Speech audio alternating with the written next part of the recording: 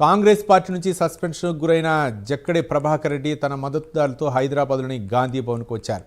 Save LB Nagar అంటూ ప్లకార్డులు ప్రదర్శించిన జక్కడి ప్రభాకర్ రెడ్డి ఆయన మద్దతుదారులు పార్టీ నిర్ణయంపై నిరసన వ్యక్తం చేశారు. తనపై క్రమశిక్షణా కమిటీ చర్యలు తీసుకున్న విషయం ప్రసార మాధ్యమాల ద్వారానే తెలుసుకున్నానని జక్కడి ప్రభాకర్ రెడ్డి తెలిపారు.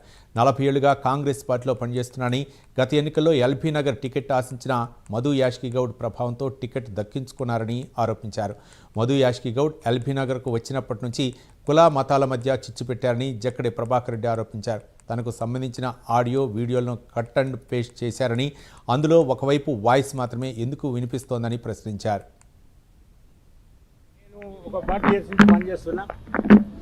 చాలామంది ముఖ్యమంత్రులతో, చాలామంది పీసీ పైనతో పనిచేసినాం. ఏనాడు కూడా పార్టీ పదవి ఇచ్చినా లేకుండా పనిచేస్తున్నాం. అంటే ఈ మధుయాష్ గౌడ్ వచ్చినప్పటి నుంచి ఈ కులాల కుంపట్లు పెట్టి రెచ్చగొట్టి కాంగ్రెస్ పార్టీ కార్యకర్తలలో చిచ్చుపెట్టి మమ్మల్ని అసాసినేషన్ చేస్తూ విపరీతంగా ఏదైతే ఆడియో వీడియోలు, ఈ వీడియోలు ఏదైతే చూడండి మీరు, ఈ ఆడియోలల్లా ఒకటే వాయిస్ వినపడుతుంది, ఒకటే వాయిస్.